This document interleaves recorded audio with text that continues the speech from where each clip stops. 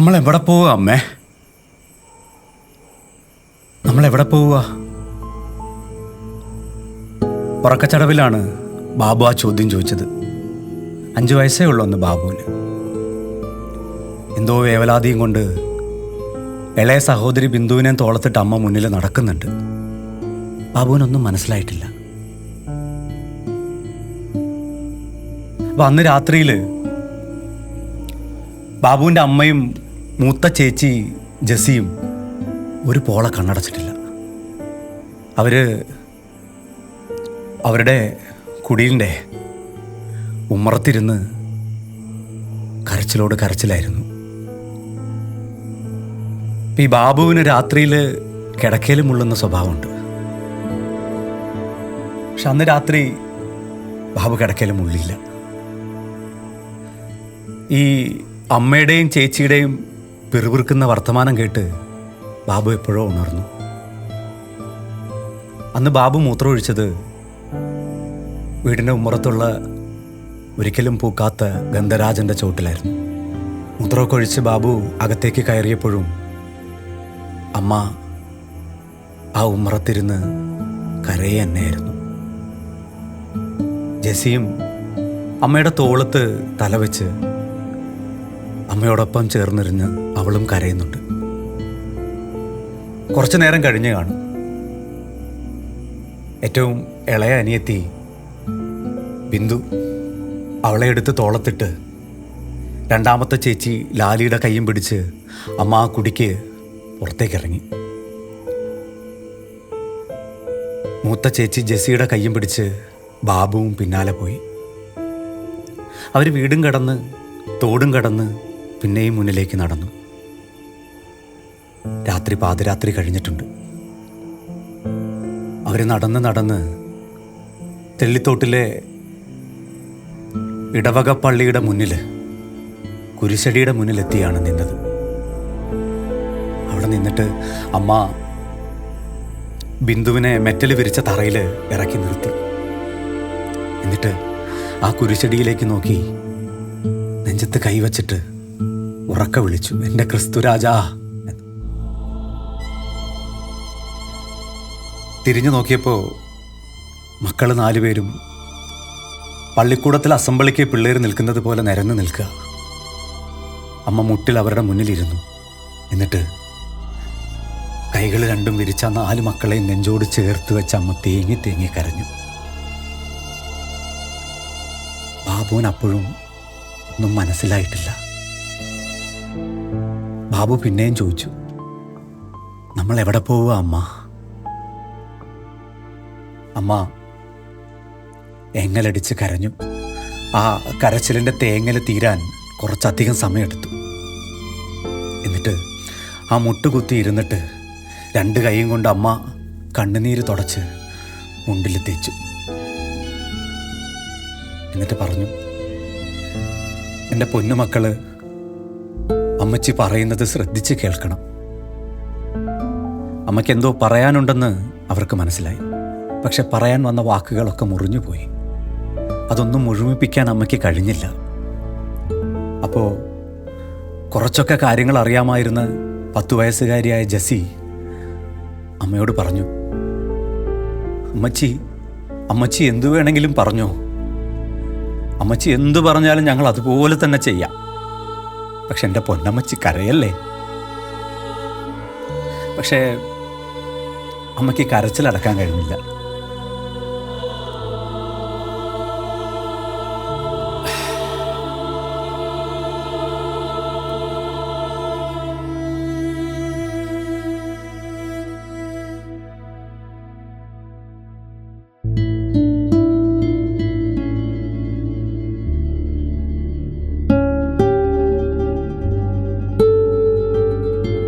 എന്നിട്ട് അമ്മ പിന്നെയും പറഞ്ഞു തുടങ്ങി, നമുക്കാരുമില്ല മക്കളെ, നമുക്കാരുമില്ല. എനിക്കിനി നിങ്ങളെ നോക്കാൻ വയ്യ, എനിക്ക് പറ്റില്ല. അതുകൊണ്ട് നമ്മൾ ഇന്ന് രാത്രി മരിക്കാൻ പോവുകയാണ്. അപ്പോൾ ബാബു ഇത് കേൾക്കുന്നത് എവിടെയോ ദൂരദേശത്തേക്ക് അവർ യാത്ര പോകുന്നു എന്ന മട്ടിലാണ്. അമ്മ പിന്നെയും പറഞ്ഞു തുടങ്ങി. നമ്മളിവിടുന്ന് നടന്ന് കല്ലാർകുട്ടി ഡാമിലേക്കാണ് പോകുന്നത്. അമ്മ ഡാമിലേക്ക് എടുത്ത് ചാടും. എൻ്റെ പൊന്നുമക്കള് പിന്നാലെ ചാടണം. ജെസ്സി പറഞ്ഞു, അമ്മച്ചി എനിക്ക് വെള്ളത്തിൽ ചാടാൻ പേടിയാണ് അമ്മച്ചി. അമ്മച്ചി ഒരു കാര്യം ചെയ്യണം, ഞങ്ങൾ മക്കളെ ഓരോരുത്തരെയായി ഡാമിലെ വെള്ളത്തിലേക്ക് എടുത്തിട്ടിട്ട് പിന്നാലെ അമ്മച്ചി ചാടിയാൽ മതി. അല്ലെങ്കിൽ ഞങ്ങൾ ആരെങ്കിലും പേടിച്ച് ചാടാതിരുന്നാൽ അമ്മയില്ലാത്ത ഈ ലോകത്ത് ഞങ്ങൾ എങ്ങനെ കഴിയും? ജെസ്സി ചോദിച്ചതാ. അമ്മച്ചി പറഞ്ഞു, ഇല്ല, എനിക്ക് പറ്റില്ല, എനിക്കെൻ്റെ മക്കളെ വെള്ളത്തിലേക്ക് എടുത്തെറിയാൻ എനിക്ക് പറ്റില്ല എന്നും പറഞ്ഞ് ബിന്ദുവിനെ വീണ്ടും തോളത്തെടുത്തിട്ടിട്ട് ആ അമ്മ കല്ലാർകുട്ടി ഡാമിലേക്ക് നടന്നു. പിന്നാലെ മക്കളും. കുറച്ച് ദൂരം ചെന്നപ്പോൾ ജെസ്സി വിളിച്ചു പറഞ്ഞു, അമ്മ ഒന്ന് നിന്നേ. അമ്മ നിന്നു.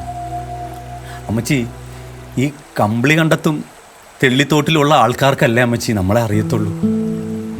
നമുക്ക് ദിവസവും ചിന്നാറ് കടന്ന് അക്കരെ ചെന്ന് പിച്ച തെണ്ടി ജീവിക്കാമല്ലോ.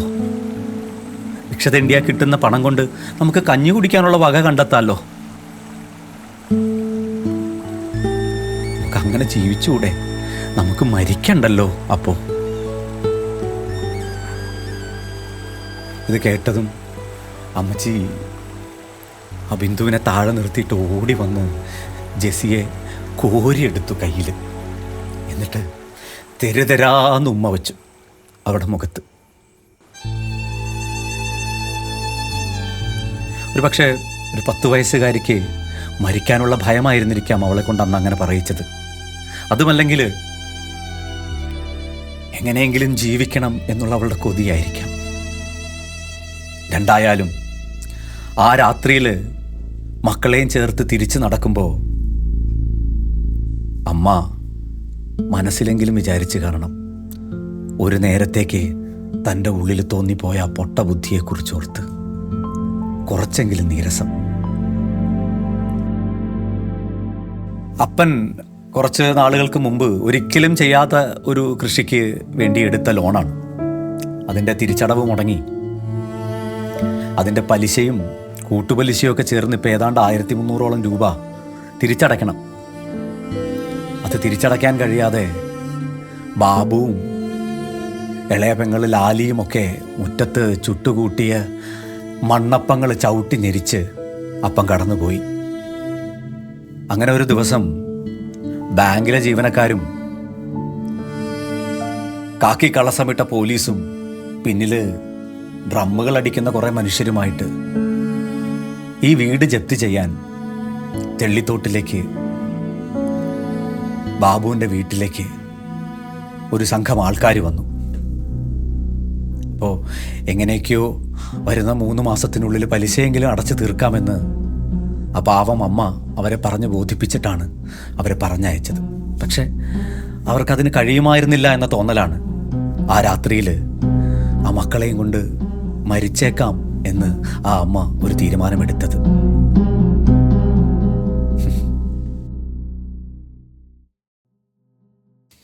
എല്ലാവർക്കും സ്വാഗതം. ഇന്ന് ഈ കഥ പറയുന്നതിൽ എനിക്ക് സത്യം പറഞ്ഞാൽ നല്ല വിഷമമുണ്ട്. കാര്യം ഇതൊരു കഥയല്ല എന്നുള്ള തിരിച്ചറിവാണ് എൻ്റെ ആ വേദനയ്ക്ക് പിന്നിലുള്ള കാരണം. ഇതൊരു ജീവിതമാണ്. ഇത് ജീവിച്ച മനുഷ്യരിപ്പോഴും നമ്മുടെ ഇടയിലുണ്ട് എന്ന തിരിച്ചറിവും എന്നെ കൂടുതൽ വിഷമത്തിലാക്കുന്നുണ്ട്. എങ്കിലും കഥ പറയാം. എല്ലാവർക്കും ഒരിക്കൽ കൂടി സ്വാഗതം. ഒരു കഥയുണ്ട്, ശ്രീ ബാബു അബ്രഹാം എഴുതിയ കമ്പിളി കണ്ടത്തെ കൽഭരണികൾ. ഈ പുസ്തകത്തിൻ്റെ ആദ്യത്തെ അധ്യായം ഭയങ്കര രസമുള്ള ഒരു കാഴ്ചയാട്ടോ. അത് തുടങ്ങുന്നത് ഇങ്ങനെയാണ്. 1950കളുടെ ആരംഭം. മനോഹരമായ ഒരു സമയത്തെക്കുറിച്ചിട്ടാണ് പറയുന്നത്.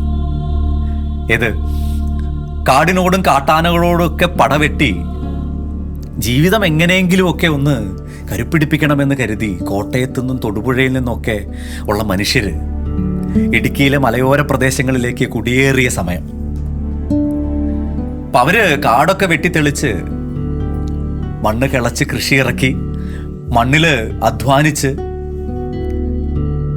അന്നന്നത്തെ ജീവിതം പരസ്പരം സഹായിച്ചും കൊടുത്തും വാങ്ങിയും ഒക്കെ കഴിഞ്ഞുകൂടുന്ന ഒരു കാലം. കള്ള് ഷാപ്പുകളില്ലാതിരുന്ന, ചാരായ ഷാപ്പുകളില്ലാതിരുന്ന അന്നൊക്കെ അവിടെയുള്ള മനുഷ്യര് സ്വന്തം വീടുകളിൽ അവർക്ക് ആവശ്യമുള്ള ചാരായം മാറ്റി പരസ്പരം കൊടുത്ത് ലഹരി നുണഞ്ഞിരുന്ന ഒരു കാലം. ഈ ഓണത്തിനും ക്രിസ്മസിനും ഒക്കെ പോത്തിനെയും പന്നിയെയും ഒക്കെ കൊന്ന് ഒട്ടയിലയിൽ അതിൻ്റെ ഇറച്ചിയൊക്കെ പരസ്പരം പങ്കിട്ട് ഒരുമിച്ചിരുന്ന് കഴിച്ച് പോന്നിരുന്ന ഒരു കാലം. ഏത് വളവുകളിലും മുക്കുകളിലും ഒന്നും നേർച്ചപ്പെട്ടികൾക്ക് വിശുദ്ധന്മാർ കാവൽ നിന്നിട്ടില്ലാത്ത ഒരു കാലം. ഈ സുവിശേഷവും രോഗശാന്തി ശുശ്രൂഷയും ഒന്നും കേട്ടുകേൾവി പോലും ഇല്ലാതിരുന്ന ഒരു കാലം. ശരിക്കും പറഞ്ഞാൽ കുറെ കാടന്മാർ താമസിച്ചിരുന്ന ഒരു കാലം. പുസ്തകത്തിൽ അങ്ങനെ തന്നെ എഴുതിയിരുന്നത്. അത് കഴിഞ്ഞ് ഏതാണ്ട് 1965 ആകുന്ന സമയത്ത് കള്ള് ഷാപ്പുകളും ചാരായ ഷാപ്പുകളൊക്കെ വന്നു തുടങ്ങി. ഈ ബാബുവിൻ്റെ അമ്മയുടെ അപ്പനും ബാബുവിൻ്റെ അപ്പൻ അബ്രഹാമിൻ്റെ അപ്പനും കള്ളു കുടിച്ചുകൊണ്ടിരിക്കുന്നതിൻ്റെ ഇടയിൽ ആ ലഹരിയിൽ വെച്ച് അവരുടെ മക്കളുടെ കല്യാണം അങ്ങോട്ട് ഉറപ്പിക്കുന്നത്. അപ്പോൾ ഈ കല്യാണത്തിൻ്റെ അന്ന് എനിക്ക് തോന്നുന്നില്ല ഈ ബാബുവിൻ്റെ അമ്മ മേരി ബാബുവിൻ്റെ അപ്പൻ്റെ മുഖം ശരിക്കും കണ്ടിട്ടുണ്ടോ എന്ന്. അന്നത്തെ ഈ കല്യാണം എന്നൊക്കെ പറഞ്ഞാലേ പണിയെടുക്കാനുള്ള തൊടിയും വീടും ഒന്നും മാറി കിട്ടുന്നു എന്നുള്ളതല്ലാതെ സ്ത്രീകൾക്ക് വേറെ മാറ്റങ്ങളൊന്നും ഇല്ല. അമ്മായിയമ്മയുടെ കൂടെയാണ് മിക്കപ്പോഴും അവർ കിടന്നുറങ്ങിയിരുന്നത്. അപ്പം ഏതെങ്കിലുമൊക്കെ രാത്രികളിൽ അപ്പൻ ഈ കൊട്ടോടിയൊക്കെ കുടിച്ച്, കൊട്ടോടി തന്നെയല്ലേ ബാബുട്ട പറയുന്നത്, എന്തായാലും ഈ കൊട്ടോടിയൊക്കെ കുടിച്ച് അയാൾ ലഹരിയിൽ വന്ന് പ്രണയരഹിതമായ ഏതൊക്കെയോ കൂടിച്ചേരലുകളിലാണ് മേരി ഗർഭിണിയായിട്ടുണ്ടാവുക. ആദ്യത്തെ പ്രസവത്തിന് മേരി വീട്ടിൽ പോയിട്ട് 56 ദിവസം കഴിഞ്ഞ് തിരിച്ചു വന്നത് കുട്ടിയില്ലാതെയാ. ആദ്യത്തെ ആൺകുട്ടി മരിച്ചുപോയി. പിന്നീട് മേരി 2 പെൺമക്കൾക്ക് ജന്മം നൽകി. അതാണ് മൂത്തവള് ജെസ്സിയും രണ്ടാമത്തവള് ലാലിയും. അപ്പോൾ ഈ ചെറിയ പുറംപണികൾക്കൊക്കെ മേരി പോകും, ഈ വയലിൽ കള പറിക്കാനൊക്കെ. അങ്ങനെ 3ാമതും മേരി ഗർഭിണിയായി. ഈ 2 തവണയും പെൺമക്കളെ പ്രസവിച്ച ഒരമ്മയ്ക്ക് വീട്ടിൽ നിന്നും നാട്ടിൽ നിന്നുമൊക്കെ അങ്ങനെ ഒരു കുറ്റവും കൂടി കേൾക്കേണ്ടി വന്നിട്ടുണ്ട്. ഇവളിനി ഒരിക്കലും ഒരാൺകുഞ്ഞിനെ ജന്മം കൊടുക്കാൻ പോകുന്നില്ല എന്ന്. 3ാമതും ഗർഭിണിയായിരുന്ന സമയത്ത് മേരിയെ അങ്ങനെ നോക്കാനായിട്ട് ആരും വന്നിട്ടൊന്നുമില്ല. വയലിൽ കള പറിച്ചുകൊണ്ടിരിക്കുന്ന അന്നാണ് മേരിക്ക് പേറ്റുവേദന തുടങ്ങിയത്. അപ്പം മനസ്സിലായി മേരിക്ക് അന്ന് രാത്രി പ്രസവം ഉണ്ടാവുമെന്ന്. ഇപ്പം കുടിയിൽ വന്ന് ഒരു കാലൊടിഞ്ഞൊരു കട്ടകൾ ചേർത്ത് വെച്ച് കെട്ടിവെച്ചിരിക്കുന്ന കട്ടില. ആ കട്ടിലിൽ മൂത്ത ജെസ്സിയെയും ലാലിയെയും കയറ്റിയിരുത്തിയിട്ട് അവർക്ക് വേണ്ടുന്ന ചോറ് കൊടുത്ത് കുറച്ചധികം ചോറ് അമ്മ കരുതി വെച്ചു. പ്രസവം കഴിഞ്ഞാൽ അമ്മയ്ക്ക് വിശക്കുമെന്നറിയാം മേരിക്ക്. അതും കരുതി വെച്ചിട്ടാണ് മേരി പ്രസവത്തിനായി അടുത്ത മുറിയിലേക്ക് പോയത്. പോകുന്നതിന് മുമ്പ് മക്കളോട് അമ്മ പറയാ, അമ്മ എത്ര നിലവിളിച്ച് കരഞ്ഞാലും എൻ്റെ പൊന്നുമക്കള് അകത്തേക്ക് വരരുത് കേട്ടോ എന്ന്. എന്നിട്ട് അകത്തെ ആ മുറിയിൽ ചെന്ന് അവിടെ ഉണ്ടായിരുന്ന ഒരു കയറിൻ്റെ കട്ടില് മൺഭിത്തിയിലേക്ക് ചാരി വെച്ചിട്ട് 2 കൈകളും ആ കട്ടിലിൽ ചേർത്ത് വെച്ച് അമ്മ 3ാമത്തെ പ്രസവത്തിനൊരുങ്ങി.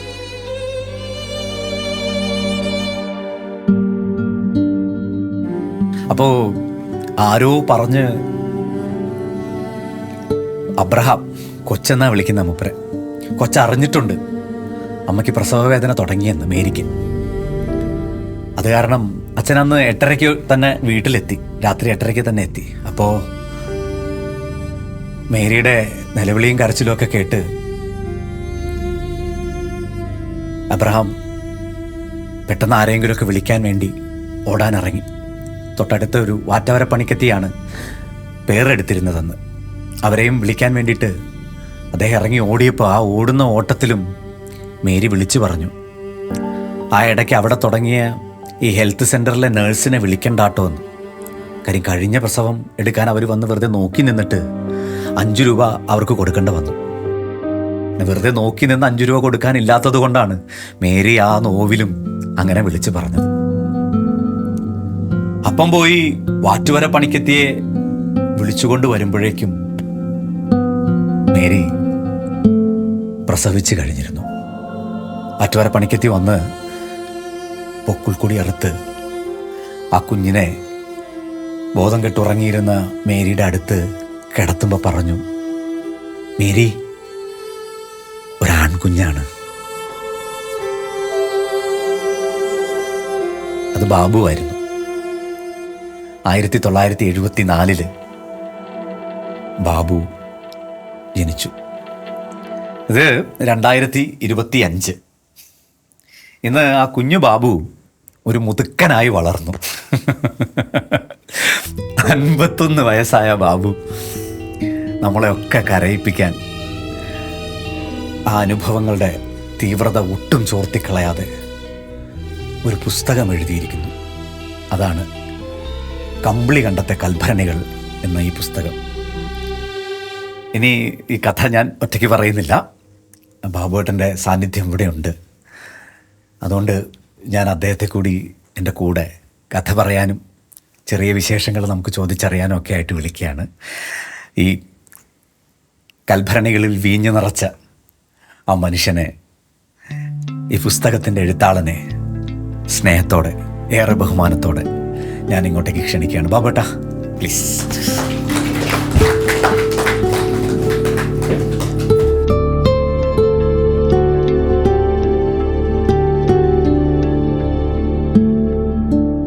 നമസ്കാരം.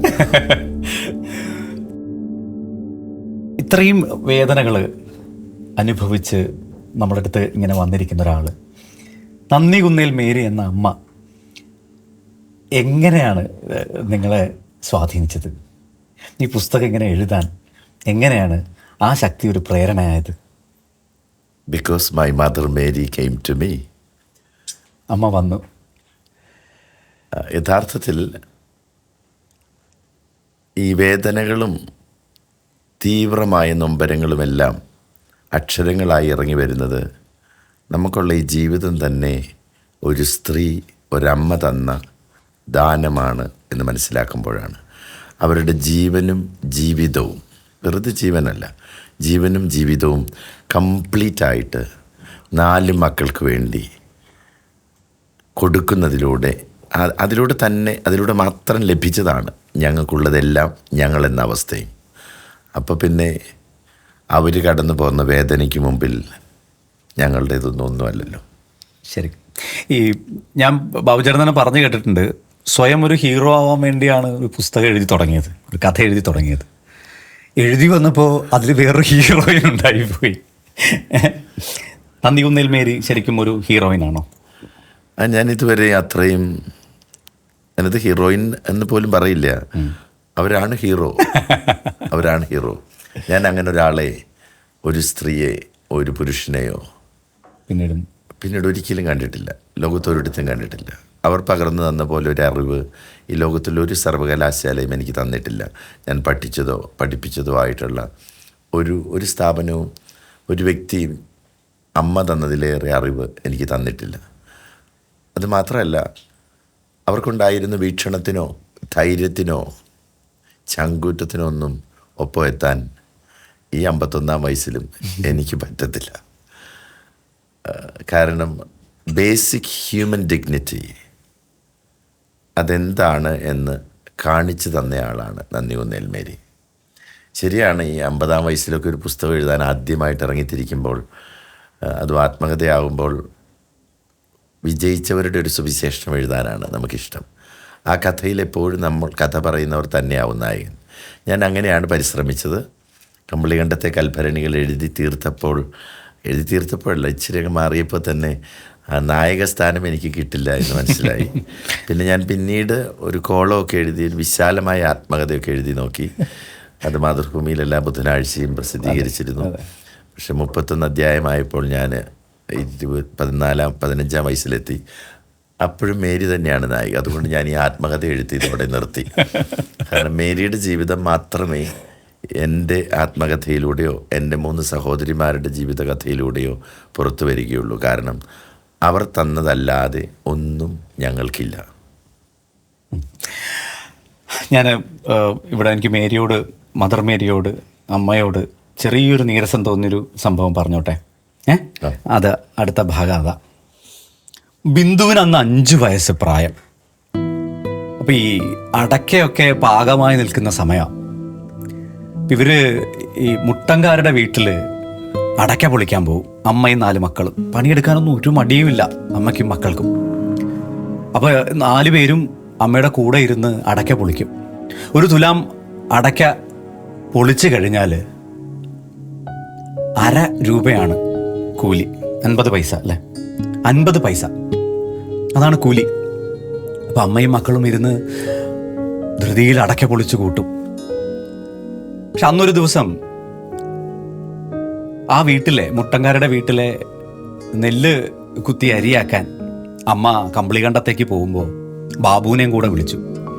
അപ്പോൾ അടയ്ക്ക പൊളിക്കാൻ വന്ന മറ്റു കുട്ടികളുടെ കൂടെ ബിന്ദു അവിടെ നിന്ന് കളിക്കുന്നത് കണ്ട് കൊതി മൂത്തട്ടാ ബാബു അമ്മയുടെ കൂടെ പോയത്. അമ്മയുടെ കൂടെ പോകണമല്ലോ എന്ന് വിചാരിച്ച് പോയതാ. അങ്ങനെ ഒരു ചാക്കിൽ നെല്ലൊക്കെ ആയിട്ട് ഇവർ 2 പേരും കൂടി കമ്പിളികണ്ടത്തെ അരിമില്ലിൽ പോകുന്നു. ഈ അരിമില്ലൊക്കെ നമുക്ക് ഭയങ്കര നൊസ്റ്റാൾജി ആയിരിക്കും കേട്ടോ. ഈ അരി പൊടിപ്പിക്കുന്ന മില്ലിൽ ചെല്ലുന്നു, നെല്ല് കുത്തി അത് അരിയാക്കുന്നു. ഒരു ചാക്കില് അരി ചാക്കുനൂല് കൊണ്ട് കെട്ടി അതിൻ്റെ കുടുമയിൽ തവിടും നിറച്ച് അത് തലച്ചുമടായി തിരിച്ചു കൊണ്ടുവരിക. അപ്പോൾ തിരിച്ചു വരുന്ന വഴിക്ക് ബാബുവിൻ്റെ ഉള്ളിലൊരു സന്തോഷം. എന്താണെന്നറിയോ? അന്ന് ഈ അടയ്ക്ക പൊളിച്ചതിൻ്റെ കൂലി കിട്ടും. ഈ കൂലി കിട്ടുന്ന ദിവസം വീട്ടിൽ ചാക്കരിയുടെ ചോറുണ്ടാവും. ചാക്കരിയുടെ ചോറും ഉണക്കമീൻ കറിയും പിന്നെ ചമ്മന്തിയും കൂട്ടി സുഭിക്ഷമായ ഭക്ഷണമാണ് അന്ന്. അപ്പോൾ അതിങ്ങനെ സ്വപ്നം കണ്ടാണ് ബാബു തിരിച്ച് നടക്കുന്നത്. അതുകൊണ്ട് മുട്ടത്തുകാരുടെ വീട്ടിൽ കൊടുത്ത് അവർ തിരിച്ച് വൈകുന്നേരമായപ്പോൾ സ്വന്തം വീട്ടിലേക്ക് ചെല്ലുന്ന വഴിക്ക് ബിന്ദുവിന് വഴിയിൽ നിന്ന് കിട്ടിയ ഒരു തേങ്ങ അത് മുറ്റത്തിട്ടിട്ടുണ്ടായിരുന്നു അവള്. അപ്പോൾ ബാബുവിൻ്റെ ഉള്ളിൽ പിന്നെയും ഒരു തേങ്ങയാണ്. അത് പൊട്ടിക്കുമ്പോൾ അതിൻ്റെ പകുതിയും കരണ്ട് തിന്നാം എന്നുള്ളൊരു മോഹവും ബാബുവിൻ്റെ ഉള്ളിലുണ്ടായിരുന്നു. കൊതിയനായിരുന്നല്ലോ ബാബു. അങ്ങനെയൊക്കെ വിചാരിച്ചിരിക്കുമ്പോഴാണ് അമ്മ തേങ്ങ പൊട്ടിക്കുന്നത്. പക്ഷെ പൊട്ടിച്ചപ്പോൾ മഹാ അബദ്ധമാണ് പിണഞ്ഞത്. എന്താ സംഭവിച്ചതെന്ന് വെച്ചാൽ അതൊരു കൊട്ടത്തേങ്ങയായിരുന്നു. അതിനുള്ളിൽ ഒന്നുമില്ലായിരുന്നു. അതുമാത്രമല്ല, ആ ദുർഗന്ധം കൊണ്ട് ആ തേങ്ങ അവിടെ പിടിക്കാനും പോലും കഴിയാത്ത അവസ്ഥയിൽ അത് തൊട്ടപ്പുറത്തെ വർക്കിച്ചേട്ടൻ്റെ ഇല്ലിക്കാട്ടിലേക്ക് അമ്മ വലിച്ചെറിയുകയും ചെയ്തു. അപ്പം തന്നെ അങ്ങനെ പിറ്റേ ദിവസവും ഇവർ മുട്ടങ്കാരുടെ വയലിൽ പണിയെടുക്കാൻ വേണ്ടി ചെന്നിരിക്കുക. അപ്പോൾ വയലിൽ കറ്റ പറിക്കുന്ന സമയം. അപ്പം അമ്മയും ജെസ്സിയും കറ്റ പറിക്കും. ഇവർ വരമ്പത്ത് നിന്ന് കറ്റ വാങ്ങി ഇവർ മുട്ടങ്കാരുടെ വീട്ടുമുറ്റത്ത് കൊണ്ട് അടുക്കി വയ്ക്കും. അതൊരു ഭയങ്കര കലാപരമായ ജോലിയാണെന്നാണ് ബാബു പുസ്തകത്തിൽ എഴുതി വച്ചിരിക്കുന്നത്. അങ്ങനെ ഇതൊക്കെ ചെയ്ത് ഇവർ ഇരിക്കുന്ന സമയത്ത് മുട്ടങ്കാരുടെ വീട്ടിലെ ചേട്ടത്തി ഒരു 11 മണിയോടുകൂടി ഈ ചെണ്ടക്കപ്പ പുഴുങ്ങിയതും മുളകുടച്ചതും കൊണ്ടുവന്നു.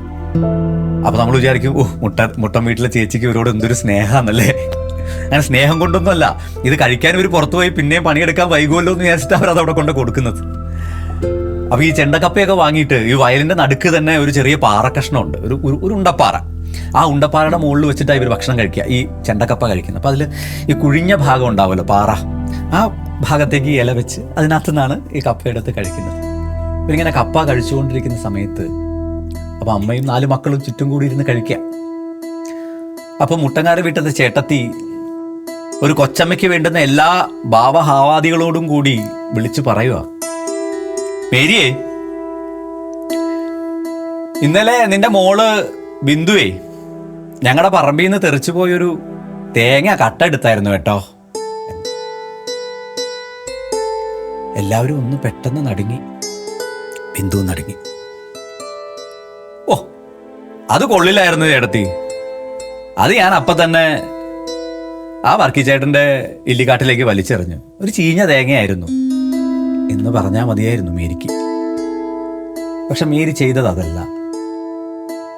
5 വയസ്സ് മാത്രം പ്രായമുള്ള ആ ബിന്ദുവിൻ്റെ കൈ വലിച്ച് പാറപ്പുറത്ത് വെച്ചിട്ട് അരയിലുണ്ടായിരുന്ന അരിവാളിൻ്റെ മാട് കൊണ്ട് ഒരൊറ്റടിയ ആ കൊച്ചിൻ്റെ തള്ളവിരല് ചതഞ്ഞ് ചോര ചീറ്റി. അവള് വാവിട്ട് കരഞ്ഞു. അപ്പൊ മേരി പറഞ്ഞതാ, ഇനി മേലാൽ ഒന്നും കട്ടെടുക്കാതിരിക്കാൻ നിനക്ക് തന്ന ശിക്ഷയാ ഞാനിത്. ആ കുഞ്ഞിന്റെ കൈ എത്ര വേദനിച്ചിട്ടുണ്ടാവുമെന്ന് നമുക്ക് ഊഹിക്കാവുന്നതേ ഉള്ളൂ. 2 ആഴ്ചയോളം ആ കൈ അങ്ങനെ തന്നെ നിന്ന് പഴുത്ത് ചലം വന്നു. പിന്നീട് ആ നഖം അടർന്നു പോയുന്ന അവസ്ഥയിൽ അതെത്തി. ആ രാത്രികളിലൊന്നും അവൾ ഉറങ്ങിയിട്ടില്ല. അവളെപ്പോലെ തന്നെ അമ്മയും ഉറങ്ങിയിട്ടില്ല.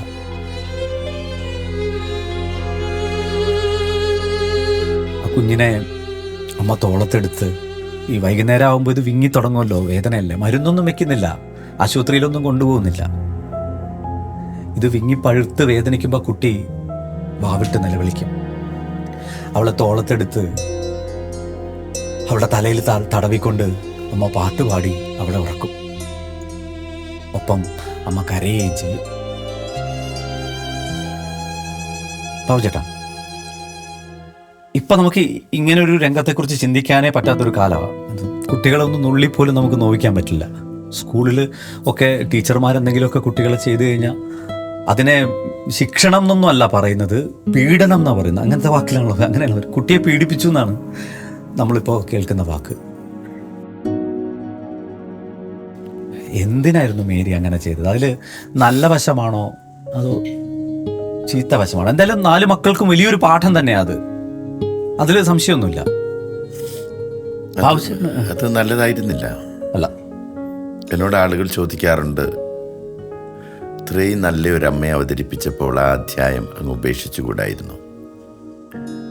ഞാൻ നന്ദികുന്നേൽ മേരിയെ വിശുദ്ധയാക്കാനായിട്ട് എഴുതിയതല്ല കമ്പളികണ്ഠത്തെ കൽഭരണികൾ.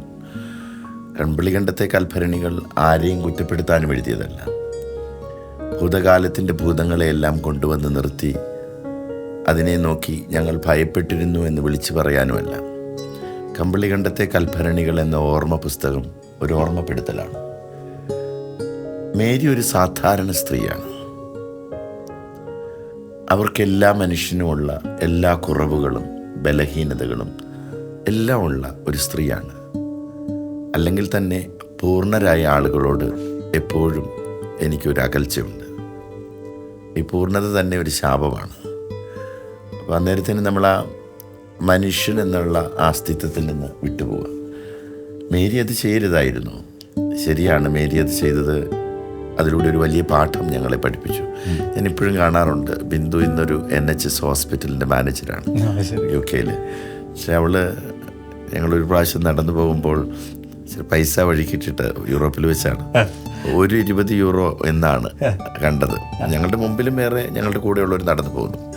അപ്പോൾ 20 യൂറോ എൻ്റെ കണ്ണിൽപ്പെട്ടു. അപ്പോൾ ഞാനത് കുനിഞ്ഞെടുത്തു. ചേട്ടൻ എന്തായി ചെയ്യുന്നതെന്ന് ചോദിച്ചു.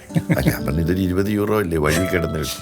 അതിങ്ങ് എടുത്തു കഴിഞ്ഞപ്പോഴേക്കും അത് തുറന്നപ്പോൾ 4 20 യൂറോ അതിനകത്ത്. ഏതോ ആളുടെ കയ്യിൽ ചാടിപ്പോയത് 80 യൂറോ. അപ്പോൾ ഇവളെന്നോട് പറയാണ്, അത് ആ കാണുന്ന പള്ളിയിൽ കയറിയിട്ടിട്ട് നമുക്കിനി പോയാൽ. അവൾക്ക് പിന്നെ പാനിക്കാകുക. അപ്പോൾ ഇത്രയും മുതിർന്ന് ജീവിതം ഒത്തിരി കണ്ട ബിന്ദു ഒരിക്കലും ഒരു സാധനവും ആരുടെ എടുക്കില്ല. ഞാനൊരു സാധനമൊക്കെ ഉണ്ടായി എടുക്കും. എനിക്ക് യഥാർത്ഥത്തിൽ ആ 80 യൂറോ ആ പള്ളിയിലിട്ടതിൽ വലിയ ദുഃഖമുണ്ട്. എനിക്കത് എനിക്കത് ഉപയോഗിക്കില്ല. ഞാനത് ഒരു കുഞ്ഞിനോ ആർക്കെങ്കിലും ഒരു ബുദ്ധിമുട്ടുള്ളവർക്ക് അതങ്ങ് കൊടുത്താൽ അതുകൊണ്ടൊരു ഉപകാരമാവും. അപ്പോൾ കർത്താവിന് അങ്ങനെ പൈസയുടെ ആവശ്യങ്ങളൊന്നുമില്ല. അപ്പോൾ അതുകൊണ്ട് നമ്മുടെ ചെറുപ്പത്തിലാണേലും ഈ തെള്ളിത്തോട് പള്ളിയുടെ മുമ്പിലെ താഴെ കുരിശടിയിൽ ഓവൽ ഷേപ്പിലുള്ള ഭണ്ഡാരമുണ്ട്. അത് ശരിക്കും ഞങ്ങളെ നോക്കുന്നത് കാണുമ്പോൾ അന്നാ മരിക്കാൻ പോകുമ്പോൾ എനിക്ക് തോന്നുന്നു ഞങ്ങളെ കളിയാക്കിക്കൊണ്ടാണ് ആ ഭണ്ഡാരം പോലും. അത് ഞങ്ങളെ, കാരണം ഞങ്ങൾക്ക് അതിനകത്തേക്ക് ഇടാനൊന്നുമില്ലല്ലോ. അങ്ങനെയുള്ളവരെ കുരിശാണെങ്കിലും വിശുദ്ധരാണെങ്കിലും ഭണ്ഡാരങ്ങളാണെങ്കിലും ഒരു പുച്ഛത്തോടെ നോക്കുകയുള്ളൂ. അപ്പോൾ ബിന്ദുവിന് അത് അവിടെ ഇട്ടാൽ മതി, അവളുടെ ഒരു മനഃശാന്തിക്കാണ്. മേരി ചെയ്ത തെറ്റ്, അങ്ങനെ അവളെ ഉപദ്രവിക്കരുതായിരുന്നു. പക്ഷേ എനിക്ക് തോന്നുന്നു മേരി ഒരു ഭർത്താവില്ലാതെ മക്കളെ വളർത്തുന്ന ഒരു സ്ത്രീക്ക് ഇന്നത്തെ കാലഘട്ടത്തിൽ പോലും എന്തെല്ലാം അപമാനങ്ങളും ഏത് തരത്തിലുള്ള തുറിച്ചു നോട്ടവും ഒക്കെ ഉണ്ടാവുന്നുണ്ട്. അപ്പം ഞാൻ വളർത്തിക്കൊണ്ടുവരുന്ന എൻ്റെ മക്കൾക്ക് വേണ്ടി 28 വയസ്സിൽ ഭർത്താവ് ഉപേക്ഷിച്ച് പോകുന്ന ഒരു സ്ത്രീ 3 പെൺകുട്ടികളെയും പേരിനൊരാൺകുട്ടിയെയും കൂടി വളർത്തി, അതും വളരെ പാട്രിയാർക്കലായിട്ടുള്ള പൗരോഹിത്യ മേധാവിത്വമുള്ള മതങ്ങൾ നിശ്ചയിക്കുന്ന കുടുംബത്തിലെ പുരുഷ മേധാവികൾ നിശ്ചയിക്കുന്ന ഒരു ജീവിതത്തെ എതിർത്ത് മക്കളെ വളർത്താൻ തീരുമാനിക്കുന്ന ഒരു 28-കാരിക്ക് അവളുടെ കുഞ്ഞ് മോഷ്ടിച്ചു എന്ന് പറയുമ്പോൾ അതിലൊന്നും ഇല്ലായിരുന്നു എന്ന് പറയാനല്ല, സ്വന്തം അഭിമാനത്തെ ചോദ്യം ചെയ്തതാണ്. ആ അഭിമാനം നഷ്ടപ്പെട്ടാൽ മേരി നിശ്ചലമാവുകയാണ്. അതായിരിക്കണം അവരെ കൊണ്ടായി ചെയ്യിച്ചത്. ഓരോ രാത്രികളും അമ്മ അവളെ എടുത്തുകൊണ്ട് അവൾക്കൊപ്പം കരഞ്ഞുകൊണ്ടായിരുന്നു പാടിയിരുന്നത്. എനിക്ക് 7 വയസ്സേ ഉള്ളൂ. ഞാനത് ഇന്നും മറന്നിട്ടില്ല. ചെയ്തതൊക്കെ തെറ്റായിരിക്കും, പക്ഷേ അവർക്കങ്ങനെ മാത്രമേ ചെയ്യാൻ സാധിക്കുമായിരുന്നുള്ളൂ. ഞാൻ അമ്മയെ കുറ്റപ്പെടുത്തൊന്നുമില്ല, പക്ഷേ അതവരാരാണ് എന്ന് ഞങ്ങൾക്ക് വെളിപ്പെടുത്തി തന്നാണ്. ഈ പൗരോഹിത്യത്തെ പറ്റിയൊക്കെ പറഞ്ഞപ്പോഴാണ് ഈ ബാബുവിൻ്റെ ഈ ആദ്യ കുർബാന കൈക്കൊള്ളുന്ന ദിവസേ ഭയങ്കര രസമുള്ള ഒരു കാര്യമുണ്ടായിരുന്നു. അത് ഞാൻ പറയണ്ടേ. അപ്പം ആദ്യ കുർബാന ഒക്കെ കൈക്കൊണ്ട് ഇവർക്ക് സ്നേഹവിരുന്നുണ്ട് ഈ കുർബാന സ്വീകരിക്കുന്ന കുട്ടികൾക്ക്. അപ്പോൾ ഈ പലഹാരങ്ങളൊക്കെ കൊടുക്കും, മധുര പലഹാരങ്ങളൊക്കെ പാക്കറ്റിലാക്കി പിള്ളേർക്ക് കൊടുക്കും. ബാബുവിനും ലാലിക്കും ഒക്കെ കിട്ടി. ഇവർക്ക് കിട്ടിയ പൊതിൻ്റെ ഉള്ളിൽ ബണ്ണും റസ്കും ബിസ്ക്കറ്റും ഒക്കെ ഉണ്ട്. ഇത് ജെസിക്ക് കൊടുക്കത്തേ ഇല്ല എന്ന് കരുതി ഇവർ രണ്ടുപേരും കൂടി ഒളിച്ച് പള്ളിയുടെ പിന്നാലെ പോയിട്ട് ആരും കാണാതെ ഇത് അവിടെ ഇരുന്ന് കഴിച്ചുകൊണ്ടിരിക്കുക. ഇത് മുഴുവനും തിന്ന് തീർക്കുക എന്നുള്ളതാണ്. ബാബുവിൻ്റെ ഉള്ളിൽ ലാലിയുടെ കയ്യിലിരിക്കുന്നത് കൂടി കിട്ടിയാൽ കൊള്ളാമെന്നുണ്ട്. ആ സമയത്ത് അകത്ത് മെത്രാനെ സ്വീകരിച്ചിരുത്തിരിക്കുക. അപ്പം അകത്ത മെത്രാനുള്ള ഭക്ഷണം വിളമ്പി കൊടുക്കുക അവിടെ ഉള്ളവർ. അപ്പം ഈ പുറത്തേക്ക് വിളിച്ച് കേൾക്കുന്ന ചില വാചകങ്ങളുണ്ട്. അതിങ്ങനെയാ: ആട് പിതാവേ, കോഴി പിതാവേ, പോത്ത് പിതാവേ, പന്നി പിതാവേ. ഇതൊക്കെ ഈ മക്കള് പുറത്തിരുന്ന് കേൾക്കുകയാണ്. ഈ ആടുപിതാവും പോത്തുപിതാവും ഒക്കെ ഇത്രയും വിഭവങ്ങൾ ഇതിൻ്റെ അകത്ത് വിളമ്പിയിട്ടാണ് ഇവർക്ക് ഈ സ്നേഹവിരുന്ന് ഈ ചെറിയ പൊതിയിൽ കൊടുത്തിരിക്കുന്നത്. ബാബു ഒരു ബണ്ണുങ്ങടെ എടുത്തിട്ടേ അച്ചറം പുച്ചറം കടിച്ചു കളഞ്ഞു. ആ ദേഷ്യം മുഴുവനും ബാബു കടിച്ചു തീർത്തത് ബാബുവിൻ്റെ കയ്യിൽ കിട്ടിയ ബണ്ണില. ബാബു ചേട്ടാ, ഈ പുസ്തകത്തിൽ ഉടനീളം ഈ അങ്ങനെ പറയുന്നത് ശരിയാണോ? പള്ളിയെയും പൗരോഹിത്യത്തെയും ബാബുച്ചേട്ടൻ നിശിതമായി വിമർശിക്കുന്നുണ്ട്. വിമർശിക്കുകയല്ല ചെയ്തിരിക്കുന്നത്, ശരിക്കും കളിയാക്കുകയാണ് ചെയ്തിരിക്കുന്നത്. അക്ഷരാർത്ഥത്തിൽ കളിയാക്കുകയാണ് ചെയ്തിരിക്കുന്നത്. ഇപ്പോഴും പള്ളിയിലൊക്കെ പേരുണ്ടോ? ഞാൻ 1974 ഏപ്രിൽ 6 ജനിച്ചത്. പക്ഷേ 73 ഒരു 9 മാസം മുമ്പ് ഞാൻ നന്ദികുന്നേൽ മേരിക്ക് ആപ്ലിക്കേഷനൊന്നും കൊടുത്തിരുന്നില്ല. എനിക്ക് നിൻ്റെ വയറ് കടമായി തരികയും ഞാനതിൽ വന്ന് വീഴുകയും നീ എന്നെ പെറുകയും അങ്ങനെ നിൻ്റെ കുടുംബത്തിൽ നിൻ്റെ മതത്തിലും എന്നെ വളർത്തണമെന്ന് ആപ്ലിക്കേഷനൊന്നും കൊടുത്തിട്ടില്ലല്ലോ. അപ്പോൾ നമ്മളിപ്പം പിറന്നത് ഇതിലായതുകൊണ്ടാണ് നമ്മളിത് എഴുതിയപ്പോൾ നമ്മുടെ ചുറ്റുവട്ടങ്ങളിലുള്ള മതവും പൗരോഹിത്യവും ഒക്കെ വന്നത്. ഇനി വിലാസിനിയടുത്തി ആയിരുന്നു എൻ്റെ അമ്മയെങ്കിൽ ഹൈന്ദവമായിട്ടുള്ള കോണ്ടെക്സ്റ്റിലായിരിക്കും ഞാൻ പറയുന്നത്. എൻ്റെ അടുത്തുള്ള ഈ ഫരീദാമ്മയുടെ വയറ്റിലായിരുന്നു പിറന്നെങ്കിൽ ഒരു ഇസ്ലാമികമായിട്ടുള്ള മത ചുറ്റുപാടുകളെക്കുറിച്ചായിരിക്കും നമ്മൾ ചില കാര്യങ്ങൾ ചൂണ്ടിക്കാണിക്കുക. ഈ അല്പം കളിയാക്കുന്നൊക്കെ ഉണ്ട്, പക്ഷെ ഞാൻ എല്ലാ ഞായറാഴ്ചയും പള്ളിയിൽ പോകുന്നയാളാണ്. വിശ്വാസം. എൻ്റെ മക്കളും അവർക്ക് 18 വയസ്സ് വരെ വരാൻ നിബന്ധനകളുള്ളൂ. അത് കഴിഞ്ഞ് അവർക്ക് ഇഷ്ടമുള്ള പോലെ ചെയ്യാം. ഞാൻ അത്രമാത്രം സഭയെയും ക്രിസ്തു വിശ്വാസത്തെയും ഒക്കെ സ്നേഹിക്കുന്നതിനാലാണ് ഞാൻ ഇവിടെ ഇച്ചിരി പ്രശ്നങ്ങളുണ്ട് എന്ന് അത് ഞാൻ അനുഭവിച്ചില്ലെന്നാണ് പറഞ്ഞത്. സഭയിൽ അതിലേറെ പ്രശ്നങ്ങളുണ്ടല്ലോ, അതൊന്നും ഞാൻ പറഞ്ഞിട്ടില്ല. ഞങ്ങൾ നടന്നു പോകുന്ന വെയിൽ വഴികളിൽ തണൽ മരങ്ങളായി നിൽക്കേണ്ടിയിരുന്ന ദൈവമനുഷ്യർ പ്രച്ഛന്ന വേഷമിട്ട് കൂട്ടനൃത്തം നടത്തിയോ എന്നും ആ താണ്ഡവമെല്ലാം ഞങ്ങളുടെ ദേഹത്തായിരുന്നു പാദങ്ങളായി പതിഞ്ഞതെന്നും എനിക്കൊരാക്ഷേപമുണ്ട്.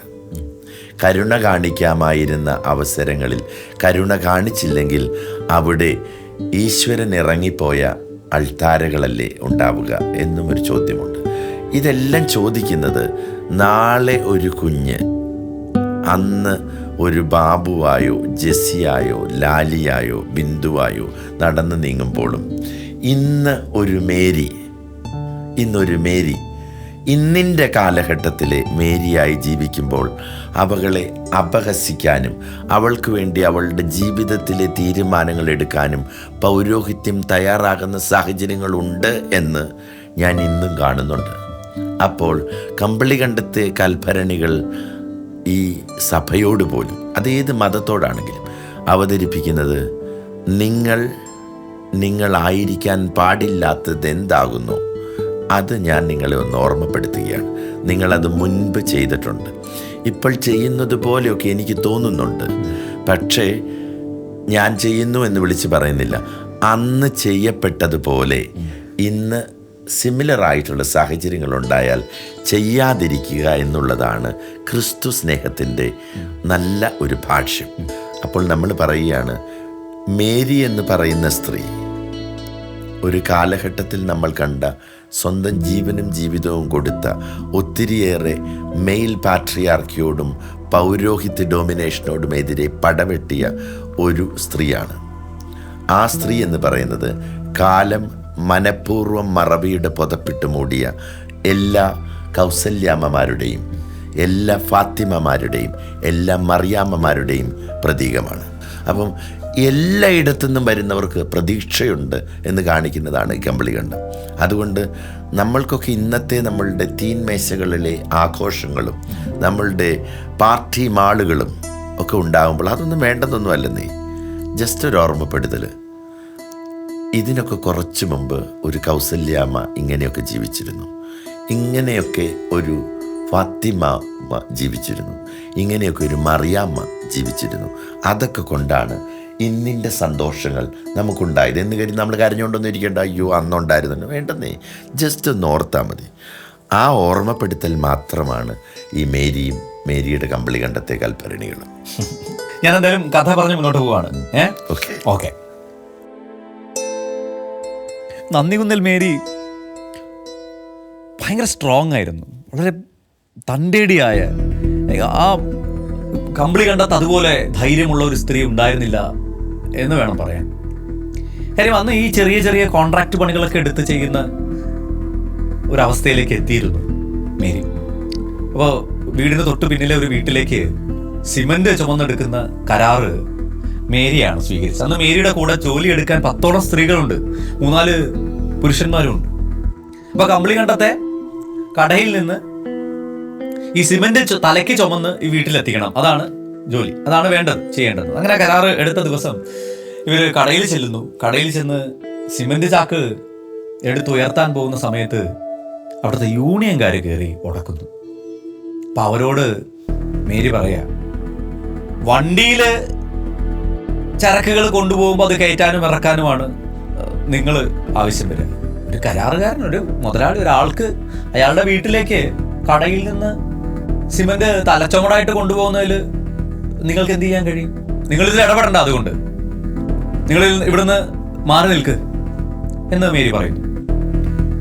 അപ്പോൾ ഈ യൂണിയൻ നേതാവ് ഒരാള് മുന്നിലേക്ക് കയറി വന്നിട്ട്, അങ്ങനെ ഒരു പെണ്ണ് പറയുന്നത് കേട്ട് പോകാൻ ഞങ്ങൾ എന്താ അത്ര മണ്ടന്മാരാണോ? എന്നിട്ട് അയാൾ ഈ മുണ്ട് ഇങ്ങനെ പൊക്കി കുത്തുക. അപ്പോൾ പൗരുഷത്തിന്റെ ഏറ്റവും മനോഹരമായ അടയാളം ആ മുണ്ടിന് താഴെ കൂടി വരയുള്ള ഒരു നിക്കർ ഇങ്ങനെ കാണാം. അത് കാണിച്ചുകൊണ്ട് പുള്ളി ഇങ്ങനെ നിൽക്കുന്നു. കയ്യിലുണ്ടായിരുന്ന തോർത്തൊന്ന് കുടഞ്ഞിട്ട് അതെടുത്ത് തലയിലും ചുറ്റി. എന്നാലൊന്ന് കാണണമല്ലോ മേരി ഇവിടുന്ന് സാധനങ്ങൾ കൊണ്ടുപോകുന്നത്. ഇവരുടക്കുന്നത് കണ്ടപാടെ കൂടെ ഉണ്ടായിരുന്ന ആണുങ്ങൾ സ്ഥലം വിട്ടിട്ടോ. പെണ്ണുങ്ങളാണെങ്കിൽ ഇടപെടാതെ അവരെ ഈ ഓരം ചേർന്ന് മാറിയൊക്കെ നിൽക്കുക. സംഗതി വഷളാവെന്ന് കണ്ടപ്പോ ബാബു പറഞ്ഞു, അമ്മച്ചി വേണ്ട, നമുക്ക് പോയേക്കാം. നീ ഒന്നും വിട്ടാണ്ടിരിക്കടാ, ഇവരൊക്കെ ഇപ്പൊ ഇവിടെ അങ്ങോട്ട് വെറുതെ വിട്ടാലേ നാളെ ഇവന്മാരെ എന്റെ വീട്ടിൽ കയറും. നന്ദികുന്നേൽ മേരി അങ്ങനെ ഒന്നും കണ്ട് പേടിക്കുന്നവളല്ല. ഇതൊന്ന് ചോദിച്ചിട്ടേ ബാക്കി കാര്യമുള്ളൂ. അതെനിക്ക് തോന്നുന്നത് നന്ദികുന്നേൽ മേരിയോട് കൂടി പറഞ്ഞതായിരിക്കും അല്ലേ, ഒരു ആത്മവിശ്വാസത്തിന് വേണ്ടി, ഒരു ആത്മധൈര്യത്തിന് വേണ്ടി, സ്വയം കേൾക്കാനും കൂടി വേണ്ടിയാ അങ്ങനെ പറഞ്ഞതേ. എന്നിട്ട് അവർക്ക് ചുറ്റും നോക്കി. അപ്പൊ ഈ ആളുകൾ കൂടെ വന്നവരൊക്കെ ഇങ്ങനെ പരിങ്ങി പമ്മിയൊക്കെ മാറിയൊക്കെ നിൽക്കുക. അപ്പൊ കണ്ടത് ബാബുവിനെ എന്ന് പറഞ്ഞ് ബാബുവിനെ വിളിച്ചു. ബാബു വേഗം ഓടി അടുത്തേക്ക് നിർത്തിയില്ല. ഒരു ചാക്കെടുത്ത് ബാബുവിന്റെ തലയിൽ വെച്ച് കൊടുത്തു. നടക്കരുതെന്ന് പറഞ്ഞു. അപ്പൊ ഈ യൂണിയൻ നേതാവ് ഈ ചാക്കൊരു ഒറ്റ തള്ള. ബാബു മറിഞ്ഞ് താഴെ വീണു, ചാക്ക് താഴെ വീണു.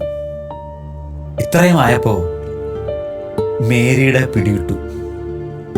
മേരി ഒരൊറ്റ ചാട്ടാ. എന്നിട്ട് ഈ കൈ കൊണ്ട് അയാളുടെ അരയില് നാഭിയും കൂടി ചേർത്ത് ഒരൊറ്റ പിടുത്ത അവനങ്ങ് വലിച്ചടിപ്പിച്ചു. നിന്നോട് ഞാൻ മര്യാദക്കാണ് പറഞ്ഞത്. എന്നെ എന്റെ പെണ്ണുങ്ങളെ പണിയെടുത്ത് ജീവിക്കാൻ അനുവദിച്ചില്ലെങ്കിൽ നിന്നൊന്നും ഞാൻ വെച്ചേക്കില്ലെന്ന് പറഞ്ഞ് കൈ വീശി ഒരൊറ്റ അടി അവന്റെ കാരണത്ത്. അല്ല, എനിക്ക് തോന്നുന്നത് പിന്നീട് അവർ ഭയങ്കര സ്നേഹത്തിലായിരുന്നു എന്നാണ് അല്ലേ? ഭയങ്കര ബഹുമാനത്തോടെ വേണം പിന്നീട് ആ നേതാവൊക്കെ കണ്ടത് അവരെ. അമ്മ ആ മുണ്ട പുള്ളിയുടെ മുമ്പിൽ മടക്കി കുത്തും. അതെടുത്ത് ചായൽ കെട്ടിയതിന് സെറ്റപ്പായിട്ടും കെട്ടി. എന്നിട്ടാണ് എന്നെ പിടിച്ചപ്പോൾ ഒറ്റ എണ്ണം കെട്ടി കൊടുക്കുന്നത്. അതോടുകൂടി പിന്നീട് ഒരു സൗഹൃദമായിരുന്നു കേട്ടോ. അവരാരും എല്ലാവരും പതുക്കെ പതുക്കെ ഓരോ വഴിക്കോട്ട് പോയി. അടി എന്ന് പറഞ്ഞാൽ ഈ ഹൈ റേഞ്ചിലെ ഒരു സംവിധാനത്തില് ഒന്നൊരു സ്ത്രീയുടെ അടി കിട്ടിയിട്ടുണ്ടെങ്കിൽ ഈ പറഞ്ഞതുപോലെ എന്തോ ഒരു കുറച്ചിൽ പോലെയും കൂടി ഉണ്ട് അതിനകത്ത്. എനിക്ക് തോന്നുന്നു അവരെല്ലാം പതുക്കെ സ്ഥലം കാലിയാക്കുന്നു. ഇപ്പം മേരി ഒരു പുരുഷനെ അടിച്ചാൽ ഫിസിക്കലല്ല, മേരിക്ക് നല്ല ശക്തി കേട്ടോ അടിക്കും. അടി കിട്ടിയിട്ടുള്ളത് അയാൾക്ക് നന്നായി വേദനിച്ചിട്ടുണ്ടാവണം. അത് അമ്മ നന്നായിട്ട് അധ്വാനിക്കുന്നുണ്ട്. ഒരു 12-13 മണിക്കൂറാണ് ഒരു ദിവസത്തിൽ പണിയുന്നത്. ഇപ്പോൾ ഒരു കോൺട്രാക്റ്റ് ഉണ്ട്, അത് കഴിഞ്ഞിട്ട് അടുത്ത പണി ചെയ്യും. അപ്പോൾ ഈ പറമ്പിൽ പണിയെല്ലാം കപ്പ ഇഞ്ചി എല്ലാം നട്ട് കൂട്ടുന്നു. ഇതിനിടയ്ക്ക് രാത്രി വരെ 8 മണി വരെ പണി, 8-9 മണി വരെ. അപ്പം അങ്ങനെ ഒരു സ്ത്രീയെ പാഠം പഠിപ്പിക്കാനൊന്നും പോയാൽ പറ്റില്ല. പിന്നെ അമ്മയ്ക്കുള്ളൊരു പേടി എന്ന് പറഞ്ഞാൽ പുരുഷൻ്റെ മുമ്പിൽ എപ്പോൾ താന്നു കൊടുത്താലും അവൻ വീട്ടിൽ കയറും എന്നുള്ളൊരു പേടി അമ്മയ്ക്കുണ്ടായിരുന്നു. അപ്പോൾ അമ്മ പറയുന്നത്, ഇന്ന് ഞാൻ വിട്ടുകൊടുത്താൽ നാളെ അമ്മ എൻ്റെ വീട്ടിൽ കയറും. അത് ആ ഒരു പോളിസിയായിരുന്നു. പക്ഷേ ഈ പറഞ്ഞിരുന്ന യൂണിയൻകാരൊക്കെ പിന്നീട് അമ്മയോട് നല്ല സ്നേഹത്തിലായിരുന്നു. അമ്മയ്ക്ക് അയാൾക്ക് അടി കൊടുത്തു എന്ന് പറഞ്ഞാൽ അയാളെ ഒരു മോശക്കാരനായിട്ടോ അങ്ങനെ പ്രശ്നങ്ങളൊന്നും വെച്ചുകൊണ്ടിരിക്കുന്നു വൈരാഗ്യ ബുദ്ധിയുള്ള ആളൊന്നും അല്ലായിരുന്നു. നല്ല കരുണയുള്ള ആളുമായിരുന്നു. എന്തായാലും അത് കഴിഞ്ഞിട്ട് പിന്നീട് ഒരു പണി വരുന്നത് അടുത്തുള്ള മഠത്തിലുള്ള പണിയായിരുന്നു അല്ലേ? അവിടെ കല്ല് ചുമക്കുന്ന ഇതിനിടയിൽ അവിടുത്തെ സിസ്റ്റർ ചോദിക്കുന്നുണ്ട്, നിങ്ങൾ എന്ത് പണിയാ മേരി ഈ കാണിക്കുന്നേ? ബാബു 10ാം ക്ലാസ് പാസ്സായതല്ലേ, അവനെ പഠിപ്പിക്കണ്ടേ? അവനെ പഠിപ്പിക്കാണ്ട് ഇങ്ങനെ പണിയെടുപ്പിച്ച് കൂടെ നിർത്തുവാണോ ചെയ്യേണ്ടത്? അപ്പോൾ മേരി പറയുന്നൊരു ക്ലാസ് മറുപടിയാണ്, 10ാം ക്ലാസ് കഴിഞ്ഞതല്ലേ ഉള്ളൂ, അവന് 1 വർഷം പണിയെടുത്ത് ജീവിതം എന്താണെന്നൊന്ന് പഠിക്കട്ടെ. ഈ ബുദ്ധിമുട്ടും പണം ഉണ്ടാക്കാനുള്ള കഷ്ടപ്പാടും ഒക്കെ എന്താണെന്ന് അറിഞ്ഞതിന് ശേഷം അവനെ കോളേജിൽ വിടാം. എനിക്ക് അറിയില്ല ഈ ഒരു പാഠം ഏതെങ്കിലും കോളേജിൽ ഇപ്പോൾ പഠിപ്പിക്കുന്നുണ്ടോ എന്ന്, അല്ലേ? ഒരിടത്തുമില്ല അങ്ങനത്തെ ജീവിതത്തെക്കുറിച്ചുള്ള പാഠങ്ങളൊന്നും ഒരു യൂണിവേഴ്സിറ്റിയിലും ഒരു കോളേജിലും പഠിപ്പിക്കുന്നില്ല, സ്കൂളിലും ഇല്ല. ഈ മാർക്കിനുള്ള പാഠങ്ങളേ ഉള്ളൂ. പക്ഷേ മേരി ഉണ്ടായിരുന്നതുകൊണ്ട് ഞങ്ങൾക്ക്, ഞാൻ മാത്രമല്ല എൻ്റെ 3 പെങ്ങന്മാരും എടുത്തെറിഞ്ഞാൽ പൂച്ചയെ പോലെ 4 കാലിൽ നിൽക്കുകയുള്ളൂ. ആര് ഓടിക്കാൻ നോക്കിയാലും ഒരു ഓടുകയില്ല. നല്ല തൻ്റെയിടമുള്ള സ്ത്രീകളവരും. ഇവര് സാധാരണ വീടിന് ഉമ്മറത്തിരുന്ന് വർത്തമാനമൊക്കെ പറഞ്ഞിരിക്കുന്ന ഒരു ദിവസം തോടിൻ്റെ വഴി ഇറങ്ങി 3-4 പേര് വീട്ടിലേക്ക് വരിക. അപ്പോൾ ജെസ്സിക്ക് മനസ്സിലായി വരുന്നത് അച്ഛൻ്റെ അനുജന്മാരാണ്. അവരുടെ പിന്നിൽ 3-മതൊരാൾ കൂടിയുണ്ട്. അയാളെ തലമുടിയൊക്കെ കൊഴിഞ്ഞു പോയി, പിരുകങ്ങൾ വരെ കൊഴിഞ്ഞു പോയ ഒരു മനുഷ്യൻ. മേരി ഇവരെ കണ്ട ഉടനെ മക്കളെ അകത്തേക്ക് ചെല്ലാൻ പറഞ്ഞു. പിള്ളേരകത്തേക്ക് പോയപ്പോൾ ജെസ്സി ഇവരോട് അടക്കി പറഞ്ഞു, അത് നമ്മുടെ അപ്പനാണ്. 12 വർഷങ്ങൾക്ക് ശേഷം അപ്പൻ തിരിച്ച് വീട്ടിലേക്ക് വരിക. ഒറ്റയ്ക്ക് അങ്ങോട്ട് കയറി ചെല്ലാൻ ഉള്ള ജാള്യത കൊണ്ടായിരിക്കണം അനുജന്മാരെ കൂടെ കൊണ്ടുവന്നത്. മേരി ഉമ്മറത്ത് വെച്ച് അവരോട് പറയുന്നത്, എനിക്ക് ഒരു വിരോധവും ഇല്ല, കൊച്ചെന്നാണ് അപ്പനെ വിളിച്ചിരുന്നത്. കൊച്ചിനെ ഇവിടെ കൂടെ കൂട്ടുന്നതിൽ എനിക്ക് ഒരു വിരോധവും ഇല്ല. പക്ഷേ ഞാനിപ്പോൾ പണിയെടുക്കുന്നുണ്ട്, ഞാൻ പണിയെടുക്കാൻ പോകും. പഴയതുപോലെ കള്ളുകുടിച്ച് തെറി വിളിക്കാനും എന്നെ തല്ലാനും ഒന്നും പറ്റില്ല.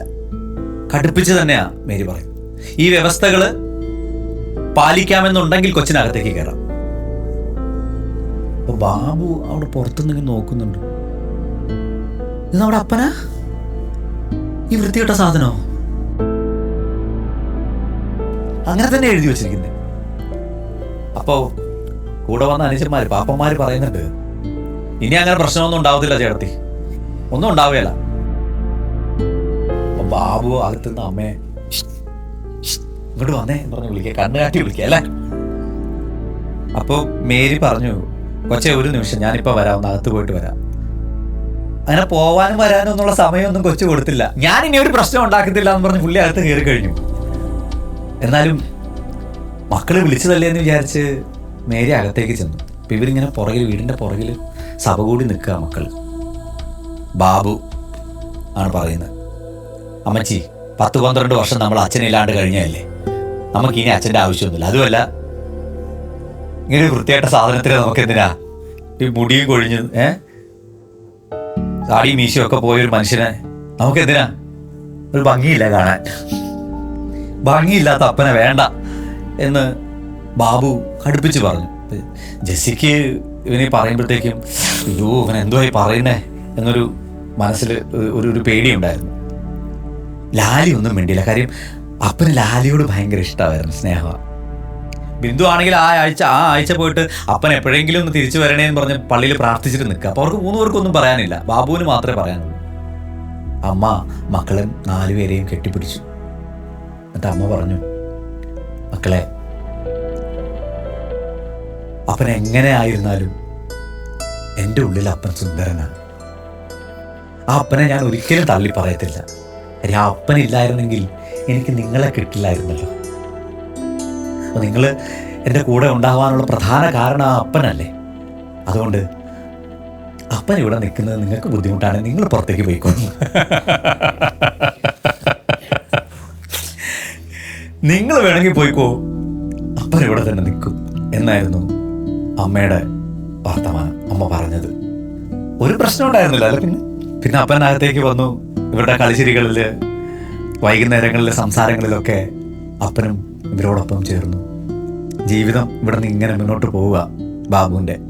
ബാബു ഇടയ്ക്ക് വെച്ച് ഈ കൗമാരപ്രായമാകുമ്പോൾ ഒരു ചെറിയ നിഷേധിത്തരമൊക്കെ ഉണ്ടാകും അല്ലേ. ഒരു യാത്ര വളരെ മനോഹരമായിട്ട് ഈ പുസ്തകത്തിൽ പറഞ്ഞു പോകുന്നുണ്ട്. ഒരു കുട്ടിയായിരിക്കുന്നതും കൗമാരത്തിലാവുമ്പോൾ വീട്ടിൽ നിന്ന് ഇറങ്ങിപ്പോകുന്നതും.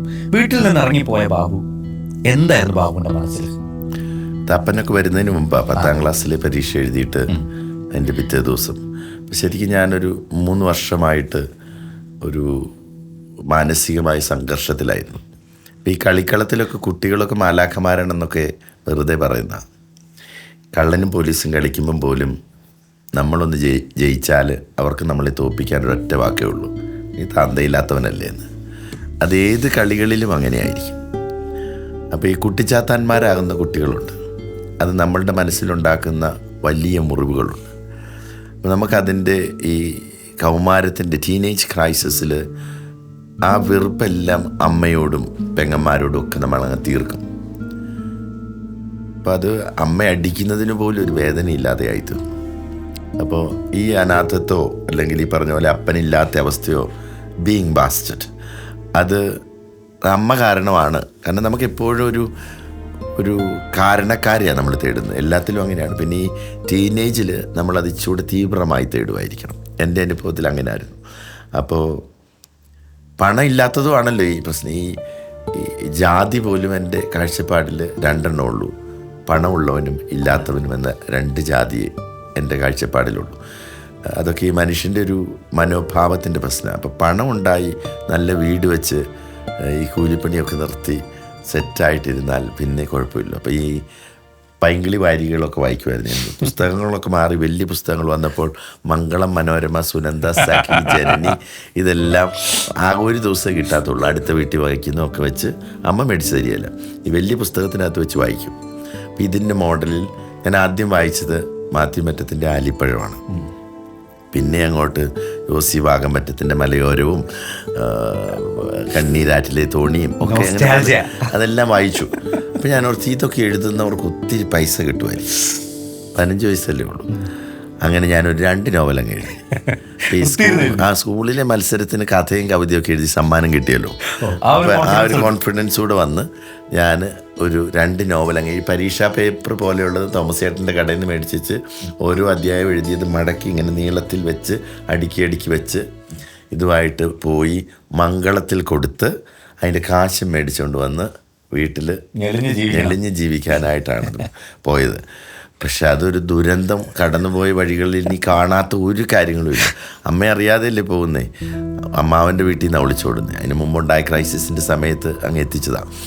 അപ്പോൾ ആ പോക്ക് സ്വവർഗഭോഗികളിലെത്തിക്കും. കുട്ടികളെ ദുർവിനിയോഗം ചെയ്യുന്ന, ഇപ്പോൾ ലൈംഗിക തൽപരത ആരോട് എന്നുള്ളതിനകത്ത് പുരുഷനോടോ സ്ത്രീയോടോ എന്നുള്ളതല്ല ഇഷ്യൂ. മറ്റേ ആൺകുട്ടിയാണെങ്കിൽ അവൻ അനുഭവിക്കുന്ന ലൈംഗികമായ ചൂഷണങ്ങളെക്കുറിച്ച് പറയാൻ പോലുമുള്ള അവകാശം നമുക്കില്ല. ഇപ്പോൾ ഒക്കെ പതുക്കെ പറയാൻ തുടങ്ങിയിട്ടുണ്ട്. എങ്കിലും അത് പറയുന്ന കുട്ടിയെ നമ്മൾ നോക്കുന്നത് പോലും അർത്ഥപുരുഷനായിട്ടായിരിക്കും. അപ്പോൾ പിന്നെ ആര് പറയും? ഈ അർത്ഥപുരുഷൻ എന്നുള്ള വാക്കൊന്നും എക്സിസ്റ്റ് ചെയ്യുന്നില്ലായിരിക്കും മലയാളത്തിൽ. എന്താണ്, ഞാൻ 25 വർഷം കൂടി മലയാളം പതുക്കെ പ്രാക്ടീസ് ചെയ്ത് തുടങ്ങുന്നതല്ലേ. ഓരോ വാക്ക് എൻ്റെ വകയായിട്ടും ഇരിക്കട്ടെ. ബലഹീനരായിട്ടുള്ളവരെ, വീക്കായിട്ടുള്ള ആളുകളെ നമുക്കെല്ലാവർക്കും ഓരോ തട്ട് കൊടുക്കാൻ തോന്നും. വെറുതെ ഒരു കുത്ത്.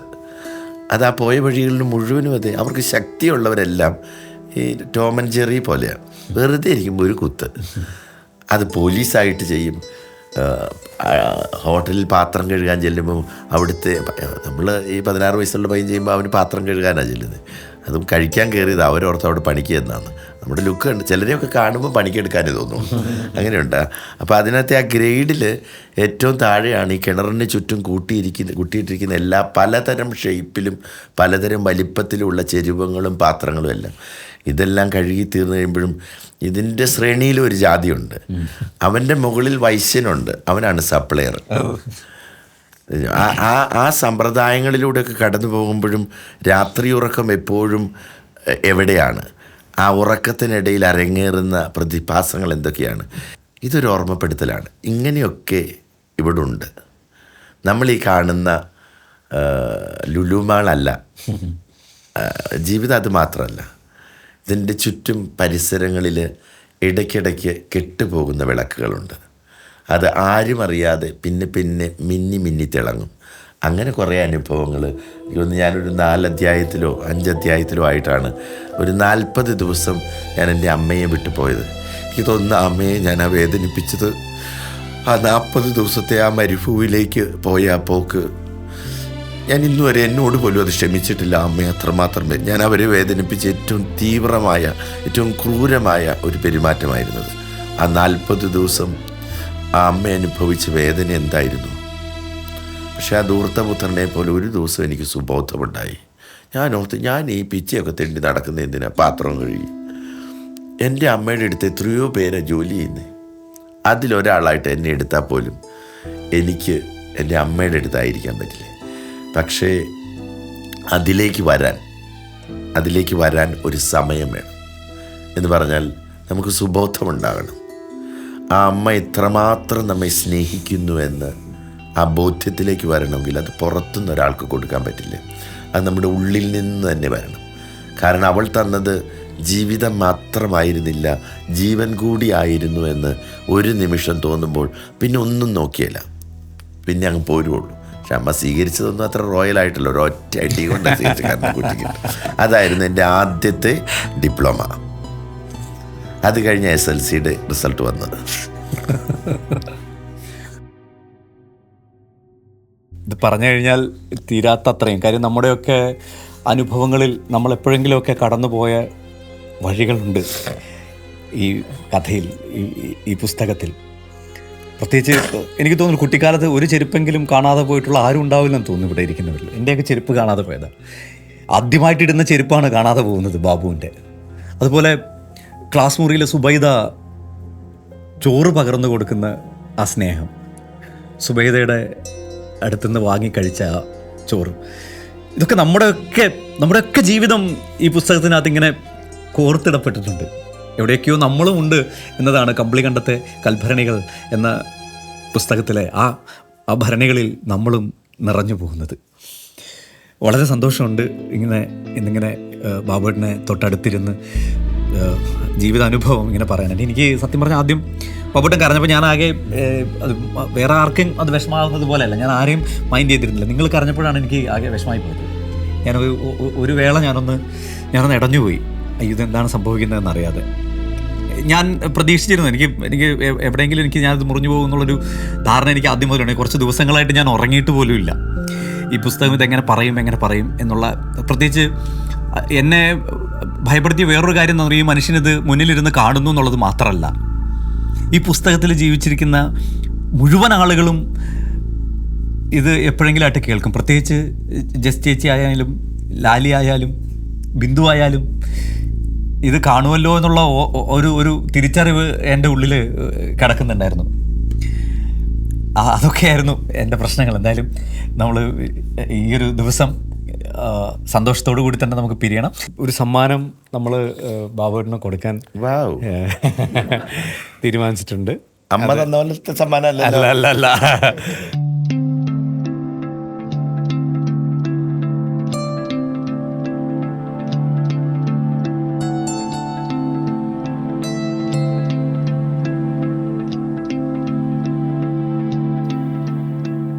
തുറക്കും. സമ്മാനം കിട്ടിയാൽ തുറന്ന് എല്ലാവരെയും കാണിക്കണമെന്നാണ് സായിപ്പ് പറയുന്നത്. നമ്മളാണ് കിട്ടുന്ന സമ്മാനം മുഴുവനും വീട്ടിൽ പുറത്തുകൊണ്ട് കൂട്ടും. എന്നെ മിക്കവാറും ദൈവങ്ങളാണ്. താമസത്തിനൊക്കെ ചെന്നാലോ ഈ അവസാനം അനാഥരായ ദൈവങ്ങളാക്കും. ഹോളി ഫാമിലി, സരസ്വതി ദേവി, എന്നെ പരിപാടിക്കുന്ന ക്രിസ്തു പുരിച്ച് എല്ലാം എന്നിട്ട് ഇതിങ്ങളെല്ലാം ഇങ്ങനെ അയ്യോടാ അമ്മയാണല്ലോ.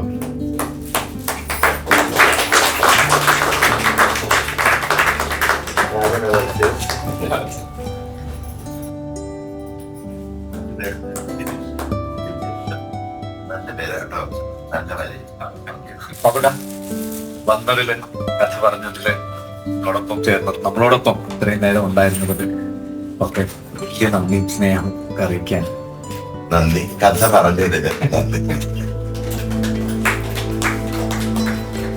പക്ഷെ പ്രിയൻ ഇത് അവതരിപ്പിച്ചു കഴിഞ്ഞപ്പോഴാണ് എനിക്ക് മനസ്സിലായത് ഈ പുസ്തകത്തിൽ ഒരു കഥയുണ്ട്. Thank you.